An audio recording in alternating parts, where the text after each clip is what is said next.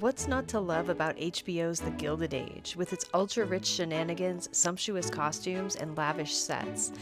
Most of those sets are in and around Albany and Troy, New York, by the way, so buckle up for a whirlwind tour.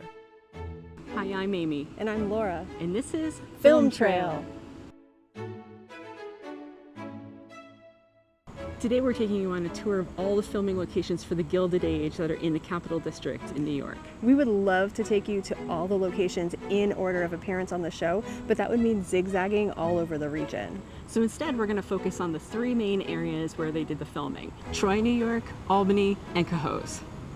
Our tour today starts in Troy, New York in Washington Park. And this might get a little confusing because there's also a Washington Park in Albany and the Gilded Age filmed there as well. But the one in Troy is only accessible to the residents who live around the park, so we're gonna stay around the perimeter. All right, so this park right here is actually where the Statue of Liberty, Hand in Flame, was in the show. Peggy and Marion come here to meet Mr. Rakes. The large iron gate that they go through in the show was actually brought in. As you can see, it's just a small locked gate here, but this is where it was in the show. And for a fun fact, the hand and the flame were actually CGI'd in. They had a plinth built, and then they CGI'd the hand on top of it. Just a few steps away is Oscar's residence. We see the carriage drop him off here a few times in the series. Also around the park is the home of Peggy's parents. We see Marion stop by here to see Peggy in episode 4 of season 1. A few doors down from the Scott residence, we find the Morris residence, which we see in the very first episode as Bertha Russell makes her rounds. And another house we see as Bertha Russell calls on the who's who of Manhattan is the home of Mrs. Fish, which is right behind me. And as the carriage pulls away with Bertha, we see Mrs. Fish peer out of the window right up here. Just up the road from there is a home featured in season 2, episode 6, where the Scotts attend a meeting about the school board at the dressmaker's shop. And now we come to the home of Mrs. Astor, which again we see during that first episode when Bertha is making her rounds and calling on everyone. And we see it in subsequent episodes as the Astors come and go. In episode 4 of season 1, we see George Russell talking to Mr. Fain outside this building, which in real life is the Troy Public Library. Next door to the Troy Public Library is the Rensselaer County Supreme Courthouse, and that is where George Russell's trial takes place. Now we come to the home of Flora McNeil, Watson's daughter. He watches her from this spot across the street, and then we see more of her character in season 2. This should be a pretty recognizable residence. In the series, it's the home of Aurora fame, but in reality, it's actually a historic home in Troy known as Payne Castle. We see a lot of gatherings here at this residence throughout the series. Behind me is Troy Savings Bank Music Hall with its distinctive organ and colorful design. It was used for the interiors of the Academy. It's here that Aurora invites Bertha and Marion to join her for a performance. Monument Square is a bit of a hub for several scenes throughout the series. It's the home of Bloomingdale brothers, where Peggy and Marion shop a few times. Monument Square is also where the Mead and White architect offices are located.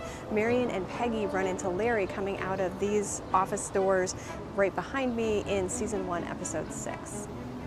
Across the way is the Burdett building, which is the location of Mr. Rake's law offices. We see Marion leaving this building after their breakup at the end of the season. Around the corner from there is the antique store that was dressed as Tony Pastor's Theater in episode 3 of season 1. We see Jack and Bridget come out of the doors and walk down the street a ways. And a few doors down from there is the Scott Pharmacy, which we see in season 2. But the most iconic scene that takes place in Monument Square is the gathering for the first building lit by electricity. All the carriages are gathered in the square, but the building that's lit up is not to be found. That was all done with CGI. The building would have stood right here across River Street between the Burdett building and the Cannon building. A few blocks away is the First United Presbyterian Church of Troy, which was the church that Peggy and her parents visited on Easter.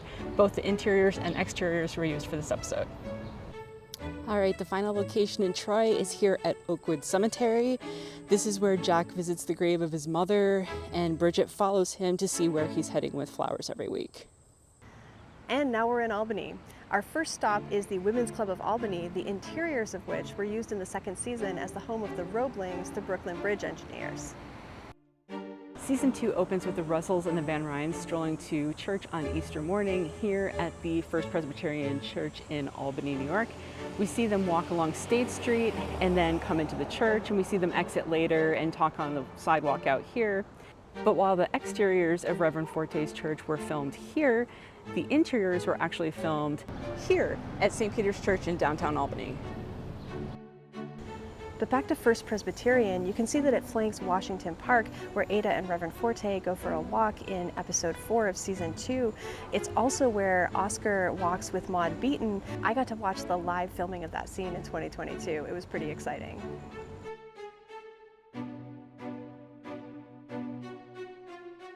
Just across the street from the church, we have the home that Ada and Reverend Forte shared after their marriage.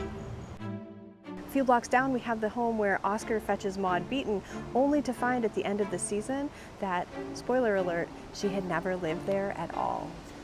And a few blocks from that house, we come to the home of the Roeblings. In the series, this is where the Russells come on the 4th of July to watch the fireworks over the Brooklyn Bridge. Obviously, we're in Albany, so the Brooklyn Bridge isn't there, and it was actually CGI'd in over the building adjacent to the home.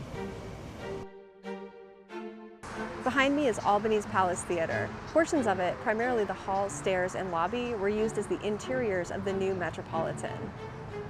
Our last stop in Albany is at St. Joseph's Park. This small park next to an abandoned church is actually the scene where Peggy's son is buried in the cemetery. Obviously, there are no gravestones here. It's not a cemetery. That was all just brought in for the show. The headstone would have been right about here.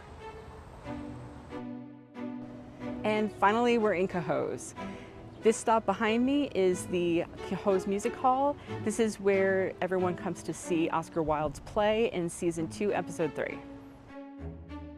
Mr. Henderson from George's factory had his residence here in the building behind me, which is just a few blocks from the factory. George visits him here and meets his family. Our final stop in Cohoes is at Harmony Mills. This is a former industrial complex, which is now apartment buildings, but it served as George's Pittsburgh factory in the series. Here we see the workers striking for fair conditions and George finally meeting their demands to avoid a bloody end to the strike. HBO has used this area to film The Gilded Age since 2021.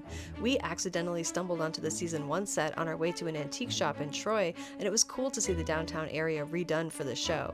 They even covered the streets with dirt to hide the pavement, but it all turned to mud. When production came back in the summer of 2022, we caught as much of the action as we could. Probably the best experience was watching them film at our church in Troy for the first episode of season 2. We even got to see Audra McDonald, Danae Benton, and John Douglas Thompson pose on the sidewalk next to us for a few photos. We also loved watching the action at Washington Park and First Presbyterian Church in Albany. We hope you enjoyed tagging along as we toured all the filming locations for The Gilded Age here in the Capital District, and HBO is gearing up to film season 3 in the area as we speak, so stay tuned to our channel for some behind the scenes footage.